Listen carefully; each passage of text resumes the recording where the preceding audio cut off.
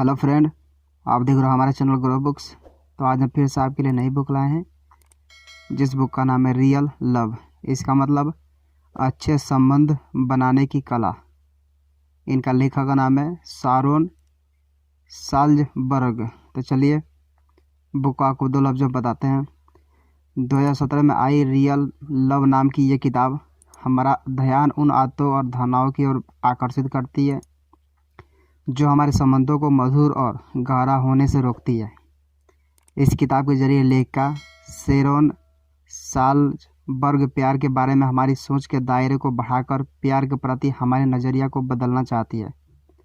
लेखिका के द्वारा बताए गए नुस्खों को अपनाकर हम अपने रिश्तों को और मजबूत बनाते हुए अपनी खुशियों में इजाफा कर सकते हैं। यह किताब किसके लिए है?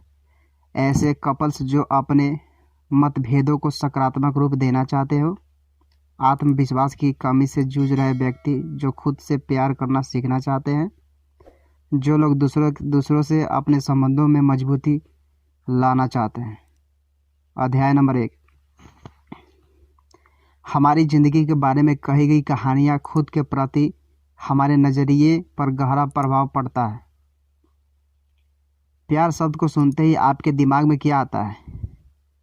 शायद अपने साथी के साथ एक रोमांटिक शाम बिताना, या अपने दोस्तों के साथ बैठकर ठहाके लगाना, या फिर अपने नन्हे मुन्ने को गोद में लेकर सुलाना। हमें से ज़्यादा लोग प्यार को एक गर्म मखमली एहसास के रूप में देखते हैं जो हमारे मन में खास लोगों के लिए होता है, जैसे हमारा साथी, परिवार और दोस्त। लेकिन ये प्यार के बारे में हमारी एक लिमिटेड सोच है जो हमारी लाइफ में खुशी और आनंद की एक्सपीरियंस को भी लिमिटेड कर देती है।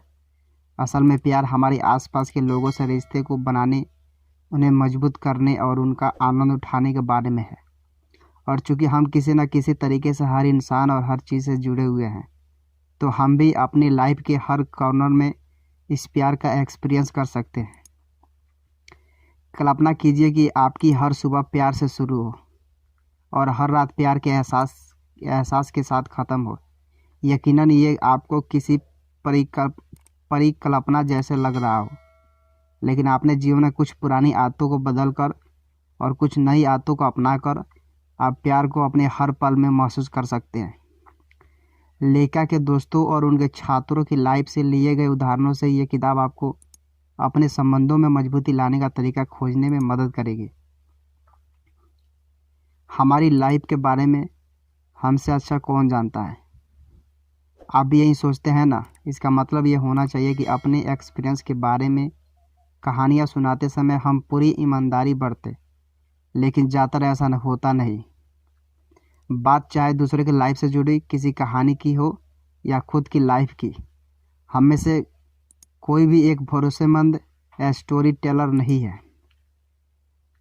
हमारा दिमाग लगातार हमारी लाइफ में हो रही चीज़ों का मीनिंग निकालता रहता है और जहाँ भी गुंजाइश होती है अपने हिसाब से तारों को जोड़कर एक नई कहानी बना लेता है। लेकिन कई बार इन कहानियों का असलियत से कोई वास्ता नहीं होता। जैसे किसी बच्चों को अगर किसी कुत्ते ने एक बार काट लिया तो उसकी ये मानसिकता बन जाएगी कि सारे कुत्ते खतरनाक होते हैं, और इसी बात के कारण उसे जीवन भर कुत्तों से डर लगता रहेगा। हमारे दिमाग के द्वारा बनाई गई ये कहानियाँ न केवल दूसरों के प्रति हमारे नज़रिए को बनाती है, बल्कि खुद के लिए भी हम क्या सोचते हैं ये बात भी इन्हीं कहानियों पर निर्भर करती है। उदाहरण के रूप में, जब लेखिका के दोस्त डायने के मंगेतर ने उनकी संगाई तोड़ दी, तो उसने रिश्ते के बारे में अपनी सारी समझ को नकारते हुए ये मान लिया कि उसमें ही कोई कमी है, वो प्यार के लायक ही नहीं है। असल में डायने ने बचपन से ही अपनी हर नाकामी के लिए खुद को ऐसी कहानियाँ सुनाई है, इसलिए इसे उस बार भी लगा कि इस रिश्ते के टूटने का कारण भी वो खुद है। हमारी मस्ती के साथ साथ हमारे आसपास के लोगों द्वारा बताई गई हमारे जीवन से जुड़ी कहानियाँ भी हमारे ऊपर बहुत प्रभाव डालती है।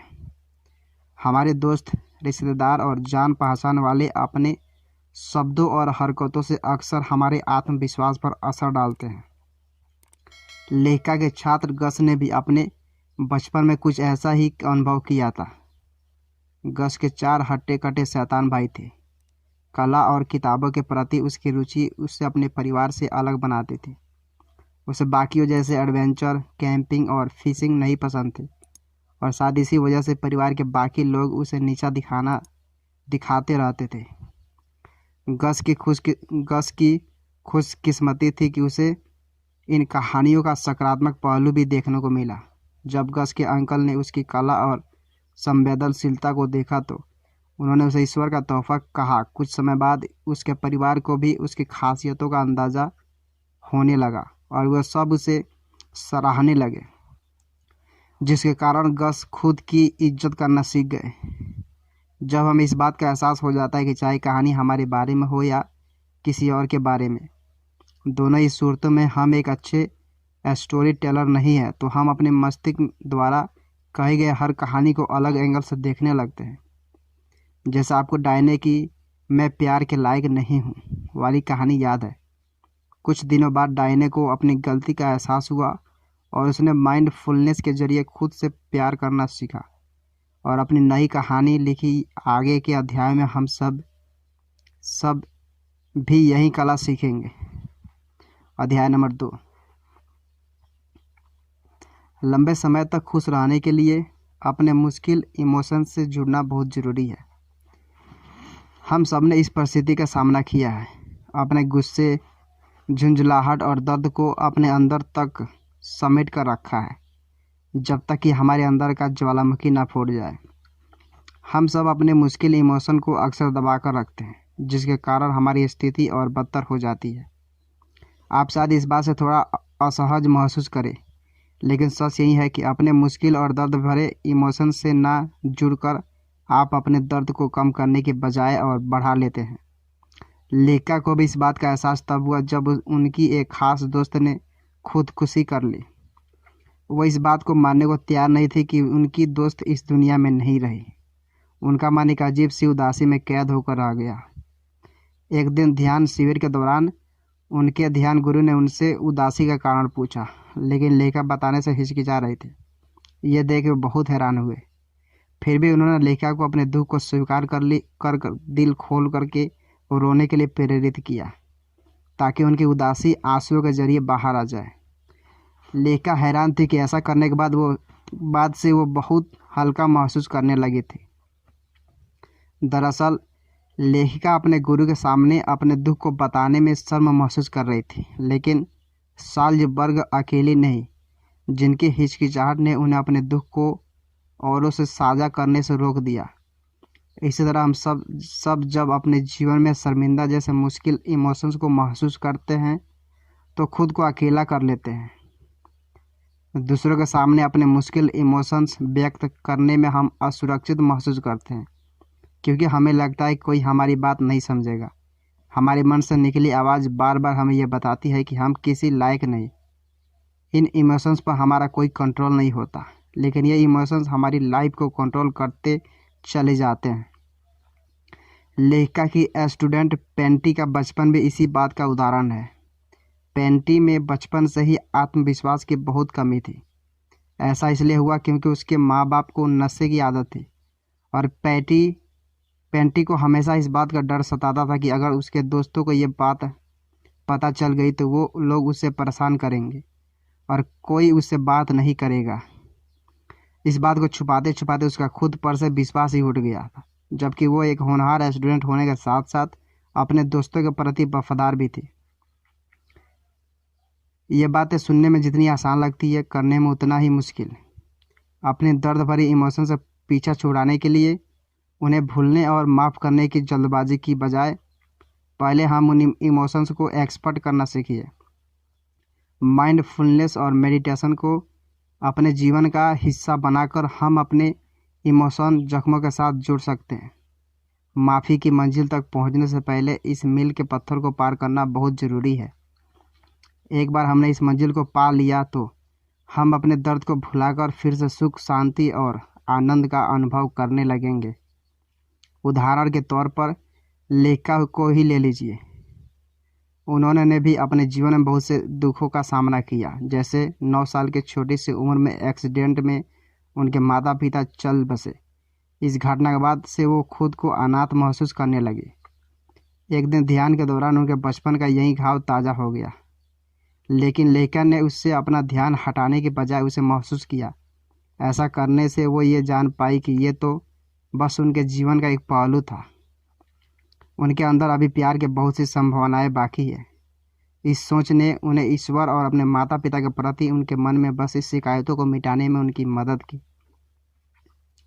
मुश्किल इमोशंस हमारे जीवन का एक अभिन्न हिस्सा है और उन्हें अपनाकर ही हम खुद के और दूसरे के प्रति अपने प्यार को बढ़ा सकते हैं। आगे बात करेंगे हम दया और विश्वास की। दया और विश्वास की ज़मीन पर ही प्यार का रिश्ता पनप सकता है। कल्पना कीजिए आप अपने साथी के कॉफ़ी पी रहे हैं और उसका ध्यान कहीं और है।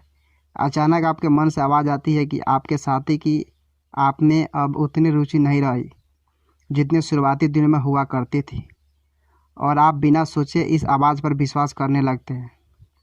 रिश्तों में कई बार हम अपनी बात अपने साथी तक नहीं पहुंचा पाते और उसका नतीजा ये होता है कि हम सामने वाले के मन में उसके दिमाग द्वारा बनाई गई कहानियों घर करने लगती है। और अगर हमारे साथी ने ज़्यादा सोचना समझना जरूरी नहीं समझा तो ये कहानियाँ गलतफहमियों का रूप ले लेती है। अगर हम इस दरार को भरना चाहते हैं तो हमें खुद के प्रति और दूसरे के प्रति दया की भावना रखनी होगी। यह दया की भावना हमें याद दिलाती है कि हम एक काबिल इंसान हैं, तो सामने वाला हमारे साथ ऐसा नहीं कर सकता। ज़रूर कोई और वजह होगी, जैसे कि हो सकता है कि आपका साथी अपने काम की वजह से परेशान हो, या फिर कोई और वजह हो जिसका आपसे कोई लेना देना ना हो। तो उस पर शक करने के बजाय आप सीधा उससे उसकी परेशानियों का कारण पूछ ले। यह बातें आपके अंदर की नेगेटिव सोच को भी हटा देगी और आपके साथी को भी आपका सहारा मिल जाएगा। इन बातों से आपके रिश्ते में और मजबूती आ जाएगी। आइए गेटमैन इंस्टीट्यूट द्वारा की गई रिसर्च पर नज़र डालते हैं। यहाँ के रिसर्चर्स के अनुसार किसी भी शादी की सफलता को आंकने का सबसे अच्छा तरीका दोनों साथियों के बीच दया के भाव को देखना। इस ऑर्गेनाइजेशन की को फाउंडर जूली गाटमैन का कहना है कि दया के भाव की ज़रूरत खास तौर पर हमें मतभेद के समय पड़ती है, ताकि हम बेवजह अपने साथी को सज़ा देने से बच सके, लेकिन साथ ही साथ अपने गुस्से को जाहिर करना भी ज़रूरी है। तो इसलिए हमें इसे सकारात्मक तरीके से जाहिर करना होगा। जैसे कहा सुनी के दौरान अपने साथी के ऊपर सीधा भड़कने के बजाय अपने साथी को ये बात समझाना कि आपको दुख क्यों पहुंचा। पर मतभेद के छोरों में खुद पर काबू रखना बहुत मुश्किल है, ख़ास तौर पर अगर हमें अपना बचाव करने की आदत हो। ज़्यादातर हमें लगता है कि हमें सब पता है कि क्या सही है और क्या गलत, इसलिए हमें अपने बचाव में तर्क करने की आदत पड़ जाती है। लंबे समय तक चलने वाले रिश्ते के लिए हमें सही और गलत के प्रति हमारे नज़रिए को थोड़ा बदलने की ज़रूरत है, जिसे लेखा ने एक नई शुरुआत की चाह का नाम दिया है। इस स्थिति को प्राप्त करने के लिए हमें और हमारे साथी को यह समझना बहुत ज़रूरी है कि किसी भी मतभेद को सुलझाने के एक से ज़्यादा तरीके हो सकते हैं। ये समझते हुए कि हम दोनों एक दूसरे का सहारा है, हम और हमारा साथी अपने रिश्तों को नई ऊंचाइयों पर ले जाकर जीवन को और अधिक सुखमय बना सकते हैं। और ऐसी सोच से हमें हमेशा इस बात का एहसास रहेगा कि ये रिश्ता हम दोनों की जिम्मेदारी है, न कि कोई कंपटीशन। अध्याय नंबर 3, रिश्तों में आई दूरियों को मिटाने के हमारे तरीकों पर हमारी खुशियाँ निर्भर करती है। कल्पना कीजिए आप कार में बैठे हैं, पसीने से तरबतर हो रहे हैं क्योंकि आपके साथी ने कार का तापमान बढ़ा दिया है। ऐसे में आप ये सोच भी सकते हैं कि आपके साथी की सहूलियत आपके आराम से ज़्यादा ज़रूरी है, लेकिन ज़्यादातर ऐसी परिस्थितियों में हमें अपने आराम के बारे में सोचकर नाराज़गी व्यक्त करने लगते हैं। ऐसी परिस्थितियाँ आगे चलकर हमारा सामना रिश्तों की सबसे बड़ी कसौटी से करवाती है, जो है आपसी मतभेद के कारण रिश्तों में आई दूरियाँ। ये दूरियाँ शारीरिक भी हो सकती है और भावनात्मक भी। चाहे जैसी भी दूरियाँ हो, वो व्यक्ति की ज़रूरतों और उसके संवेदनशीलता पर निर्भर करती है। इन दूरियों का अक्सर हम उन चीज़ से भरने की कोशिश करते हैं जो हमें लगता है कि हमारा साथी चाहता है। जैसे लेखा के दोस्त बिल का उदाहरण ले ले। अपने और अपने बीवी के बीच की दूरियों को मिटाने के लिए बिल ने अपने बीवी के हर काम में हिस्सा लेना शुरू कर दिया। यहाँ तक कि जब उसकी बीवी अपनी बहन के साथ 3 महीने के लिए घूमने जाना चाहती थी, वहाँ भी वो उसके साथ जाना चाहता था। लेकिन बाद में उसे एहसास हुआ कि उसके साथ जाना चाहता था लेकिन बाद में उसे एहसास हुआ कि यूँ हर जगह अपने बीवी का पीछा कर वह उसे एहसास हुआ कि ये हर जगह अपने बीवी का पीछा कर वो उसे असहज महसूस करवा रहा है।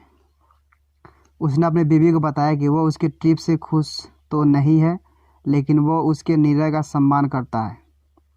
इसी ईमानदारी और आभार के भाव ने उनके रिश्तों को एक नई मजबूती दी। बिल की ही तरह अपने रिश्तों में आई दूरियों को सकारात्मक विचारों और ईमानदारी से भरकर हम बेहतर रिश्तों का शुरुआत कर सकते हैं। पर दुर्भाग्य की बात यह है कि ये दूरियां अक्सर लड़ाइयों में तब्दील हो जाती है।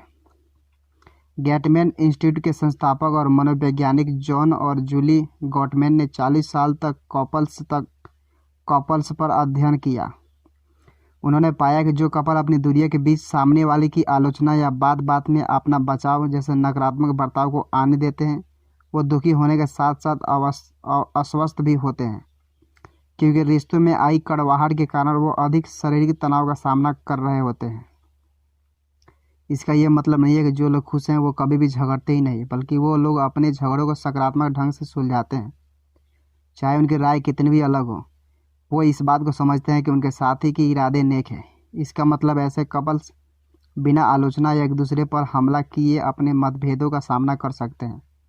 इसे गॉटमैन ने इमोशनल सेफ्टी का नाम दिया है। इसी इमोशनल सेफ्टी के जरिए गॉटमैन ने लोगों के रिश्तों की सफलता की भविष्यवाणियाँ की है, जिनमें से 90% सच निकली है। क्योंकि हम सभी की अपनी ज़रूरतों और नज़रिया होता है, इसलिए इस बात की पूरी संभावना होती है कि हमारे बीच मतभेद हो, पर इन मतभेदों के कारण आई दूरियां को करुणा और ईमानदारी के माध्यम से मिटाकर हम प्यार के साथ साथ अपने आत्मसम्मान को भी बनाए रख सकते हैं। अक्सर हम खुद को एक सुपर हीरो समझकर अपने प्रियजनों के जीवन में घुस जाते हैं, कभी उनके टूटे दिल पर मरहम लगाने, कभी उनके थके दिमाग या शरीर को अपने नुस्खे के जरिए आराम पहुंचाने। पर क्या हमने कभी सोचा है कि ये सब सच में उनके लिए अच्छा है, या हम बेकार में ही उनकी समस्याओं में घुस रहे हैं? यहाँ तक कि जब हम बेहद नेक इरादों के साथ तहे दिल से किसी की मदद करना चाहते हैं, तब भी हमारा किसी के जीवन में यूं हस्तक्षेप करने का असर उल्टा भी पड़ सकता है। क्योंकि जब हम किसी के लिए ज़रूरत से कुछ ज़्यादा ही करते हैं, तो उनके मन में इस बात का तनाव आ जाता है कि अब उन्हें भी आपकी उम्मीदों पर खरा उतरना होगा। इसके अलावा समस्या के वक्त इतने सारे लोग अपनी सलाहों के साथ सामने आते हैं कि उन सभी की बातें अपने आप में एक तनाव का कारण बन जाती है, और तनाव में कोई भी समस्या हल नहीं की जा सकती। पर इसका ये मतलब नहीं है कि अपने प्रियजनों को समस्या में छोड़कर हमें गायब हो जाना चाहिए। जैसे लेखिका की दोस्त जब बीमार पड़ी थी, तो उनकी शिक्षाओं ने उन्हें सलाह दी कि वो बस अपने दोस्त के साथ रहे, उन्हें उतना ही काफ़ी है। सलाह बांटने और सुझाव देने की आदत को छोड़कर केवल अपने प्रियजनों का साथ दें, क्योंकि आपका साथ ही वो चीज़ है जिसकी मुसीबत के वक्त आपके प्रियजनों को सबसे ज़्यादा ज़रूरत होती है। कभी कभी हम खुद से भी कुछ ज़्यादा ही उम्मीदें रख लेते हैं। हमारी ये सोचना हम सब कुछ अकेले ही संभाल सकते हैं हमें कई बार तनाव से भर देता है। इस तनाव के कारण हम दूसरों से आने वाले प्यार और सहायता को रोक देते हैं और आखिरकार खुद को अकेला महसूस करने लगते हैं। जैसे जब लेखिका की दोस्त सेबेन को ये पता चला कि मात्र 30 साल की उम्र में उसे कैंसर हो गया है, तब लोगों से अपने दुख को छुपाते हुए उसने ऐसा दिखाया कि वो अपनी बीमारी से लड़ने में सक्षम है। लेकिन जब उनकी तबीयत खराब होने लगी, तब उन्होंने एहसास हुआ कि वो कोई सुपर हीरो नहीं है। ऐसे समय में उनके परिवार और दोस्तों से मिले प्यार और देखभाल ने उनके बीच के भावनात्मक संबंधों को और गहरा कर दिया। सेबेन की तरह हम सब अपने आप से कुछ ज़्यादा ही उम्मीदें कर बैठते हैं। ये उम्मीदें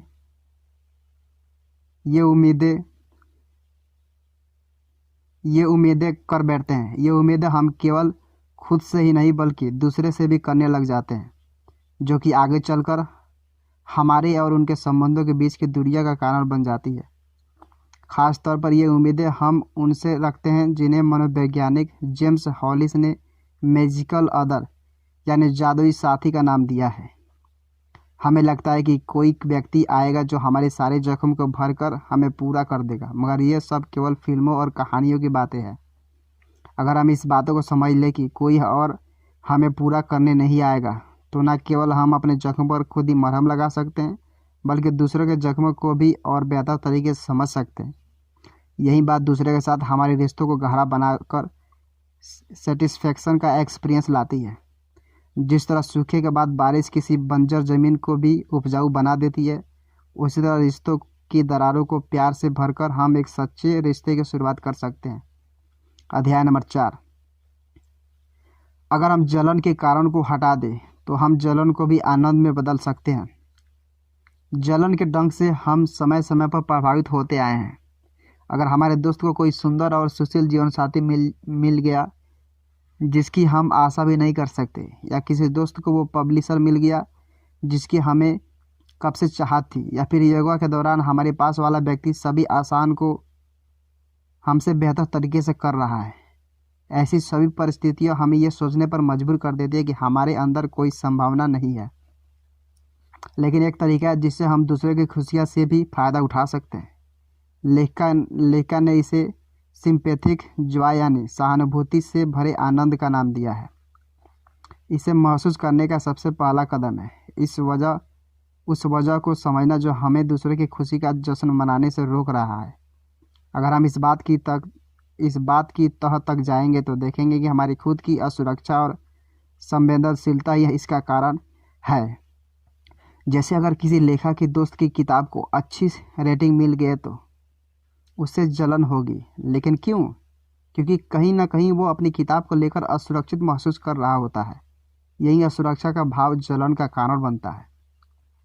एक बार हमने अपनी जलन के कारण को जान लिया तो हम अकेले कदम की ओर बढ़ सकते हैं, जो है अपने आप के प्रति उदार होना। अपने दोस्त की सफलता से दुखी होकर खुद को सजा देने के बजाय हम धैर्य और करुणा से काम ले सकते हैं। जलन के प्रति मजाकिया रुख अपनाने से भी आपकी मुश्किल हल हो सकती है। जैसे लेखिका का एक दोस्त किया करता था। उसका कहना था कि वो अपने मुश्किल इमोशंस को स्वीकार करने के लिए अपनी अच्छाइयों के साथ साथ अपनी बुराइयों को भी गले लगाता है। जब खुद पर दया करते हैं हमें खुद से प्यार हो जाता है, तो हम सिंपैथिक जॉय को महसूस करने के रास्ते पर चल सकते हैं। जब खुद पर दया करते हैं तो हमें खुद से प्यार हो जाएगा, तो हम सिंपैथिक जॉय को महसूस करने के रास्ते पर चल सकते हैं। इस आखिरी पड़ाव को पार करने के लिए हमें अपनी पुरानी धारणाओं को चुनौती देते हुए ये सोचना शुरू करना होगा कि दुनिया में आनंद के असीमित स्रोत हैं। जैसे एक अच्छा जीवनसाथी बनने की क्षमता एक से ज़्यादा लोगों में हो सकती है, या फिर सफलता के भी एक से ज़्यादा पैमाने हो सकते हैं। अगर हम खुद को ऐसी स्थिति में ला पाए जहां हम इस बात को समझेंगे कि दुनिया में आनंद के स्रोत असीमित हैं और हम कहीं से भी खुशियां प्राप्त कर सकते हैं, यहाँ तक कि दूसरों की सफलता से भी, तो हम सिंपैथिक जॉय को अपने जीवन का हिस्सा बना पाएंगे। आनंद का इमोशन हमारी खुशियों को बढ़ाने के साथ साथ दूसरों के साथ हमारे संबंधों को भी मजबूत बनाएगा। उदाहरण के लिए कैलिफोर्निया विश्वविद्यालय सांता बारबरा में मनोवैज्ञानिक की प्रोफेसर सेली ग्लोबल के 2006 में किए गए अध्ययन को ले लेते हैं, जिसमें उन्होंने कपल्स के बीच सिंपैथिक जॉय के इमोशन पर रिसर्च की। उन्होंने पाया कि आपका जीवनसाथी अच्छी खबर पर कैसे पेश आता है, यह बात आपके रिश्तों को मजबूत बनाने के लिए उसके बुरी खबर सुन कर के किए गए बर्ताव के मुकाबले ज़्यादा ज़रूरी है। तो अपने साथी के प्रमोशन को बस खुशकिस्मती का नाम देने की बजाय उसका जश्न मनाए, ताकि आपकी और आपके साथी दोनों के सिंपैथिक जॉय में इजाफा हो जाए।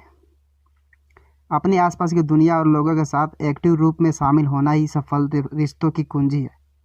सोचिए, आप किसी राशन की दुकान के कैश काउंटर पर खड़े होकर अपनी लिस्ट से सामान का मिलान करने में व्यस्त हैं, और फिर बस फटाफट पैसे देकर आप निकल जाते हैं।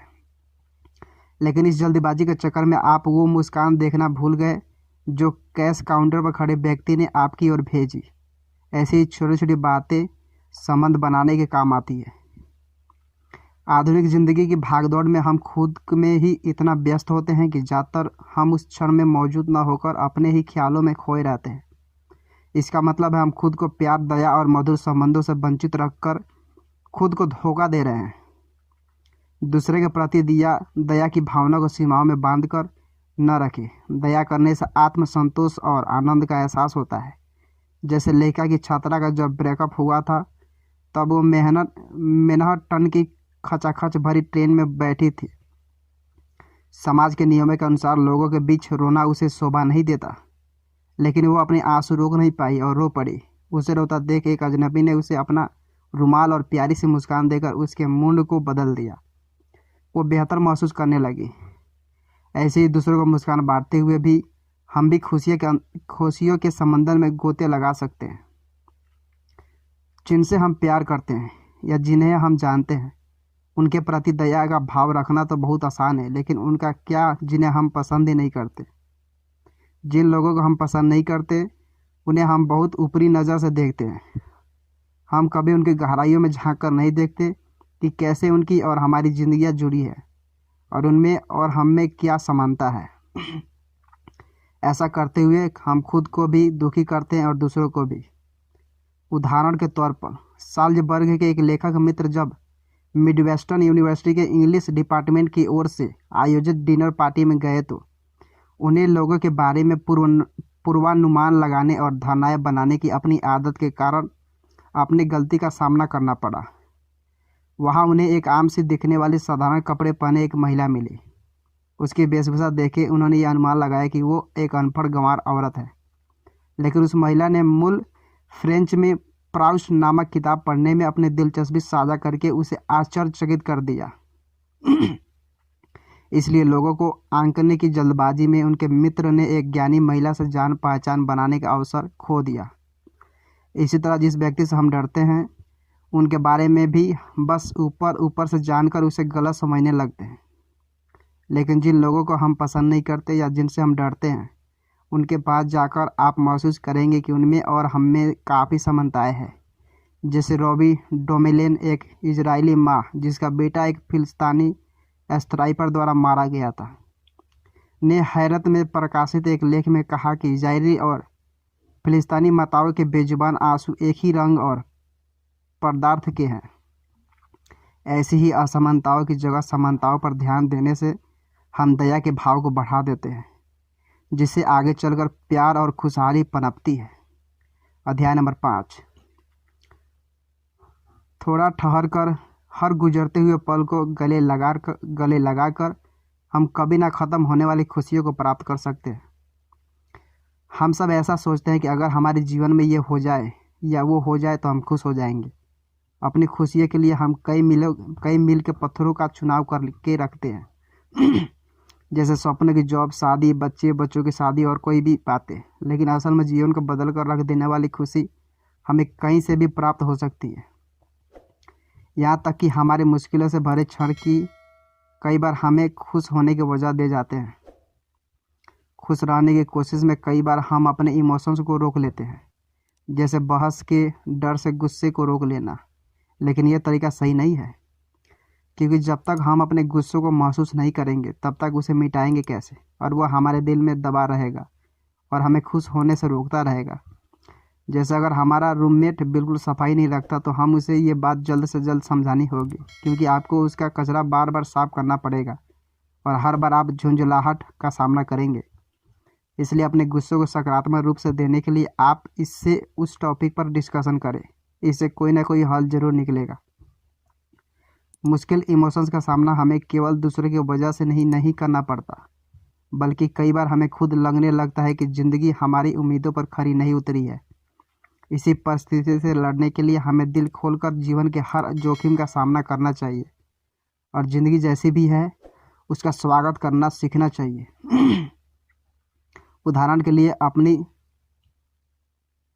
लिए अपनी साता फे की यात्रा के दौरान साल्ज़बर्ग ने एक आश्चर्यजनक इंद्रधनुष देखा। जिसकी वह तस्वीर लेना चाहते थे, लेकिन जब तक उनका पुराना फ़ोन चालू हुआ इंद्रधनुष गायब हो गया था। निराश होकर साल्ज़बर्ग ने खुद को नया फ़ोन नहीं खरीदने के लिए बहुत कोसा, लेकिन तभी उन्होंने दो महिलाओं की बातें सुनी जो आसमान में बिखरे गुलाबी रंग की तारीफ कर रही थी। उस वक्त लेखिका को यह समझ में आया कि जो नहीं मिला उसके लिए निराशा होने के बजाय जो उनके सामने है वो उसका लुत्फ़ उठा सकती है। इस तरह के आश्चर्य से भरे दृश्यों को देखकर हम खुद को न केवल प्रकृति से बल्कि दूसरे से भी जुड़ा हुआ महसूस करने लगते हैं। मनोविज्ञान के प्रोफेसर पॉल पिफ और इचर केल्टन ने कैलिफोर्निया यूनिवर्सिटी में एक प्रयोग किया। उन्होंने पाया कि जिन छात्रों ने मनमोहक और लंबे नीलगिरी के पेड़ों को देखने में समय बिताया वे सड़क के दूसरी ओर बनी इमारतों को देखने वाले छात्रों की तुलना में अजनबी राहगीरों की 3 गुना ज़्यादा मदद करते हैं। यानी प्रकृति को दिया हुआ मात्र 1 मिनट आपके मन में दया के भाव को इतना बढ़ा देता है। अपने आसपास के लोगों को प्रकृति के प्रति जिज्ञासु रहकर हम इस बात को समझ सकते हैं कि कहीं ना कहीं से हम एक दूसरे से जुड़े हुए हैं। अगर हम जिंदगी को भी ना ख़त्म होने वाली संभावना का एहसास कर लेंगे तो निश्चित रूप से हर परिस्थिति में मुस्कुराना भी सीख जाएंगे। यही असीम सुख को प्राप्त करने की कुंजी है। कुल मिलाकर प्यार बस एक भाव नहीं है, ये तो एक ऐसी कला है जिसे हम रोज़मर्रा का जीवन का हिस्सा बना सकते हैं। प्यार को पाने के बहुत से तरीके हैं जिस पर ध्यान देकर हम अपने जीवन में प्यार को महसूस कर सकते हैं। जैसे हम खुद के बारे में क्या सोचते हैं और दूसरे हमारे बारे में क्या कहते हैं, इस पर विश्वास करने से पहले उसे परखना, अपनी सभी मुश्किल भावनाओं का सामना करना, मतभेद के समय अपने व्यवहार को नियंत्रित रखना, दूसरे से और खुद से उम्मीदें न लगाना और आसपास की दुनिया और लोगों के प्रति उदार रहना। एक बार हमने अपनी मुश्किलों भावनाओं का सामना संवेदना और दया के साथ करना सीख लिया तो हम स्वस्थ और खुशहाल रिश्तों का आनंद हर रोज़ ले सकते हैं। क्या करें? रेन पत्ती को अपनाकर आप अपनी मुश्किल भावनाओं पर काबू पा सकते हैं। रेन का अर्थ है आर, यानी आप अपनी भावनाओं को कोई नाम देकर उन्हें पहचानें। ए यानी भावनाओं को कबूल करें और खुद को उन्हें महसूस करने की इजाज़त दें। आई यानी अपनी भावनाओं का कारण और जिज्ञासा के साथ जानने की कोशिश करें। एन यानी अपनी भावनाओं से ये सोचकर पीछा छुड़ाइए कि आप वो व्यक्ति नहीं है जो ये भावनाएं आपको बना रही है। इस तरीके के इस्तेमाल से आप मुश्किल घड़ी में खुद को संभाल कर अपने रिश्तों को बचा सकते हैं।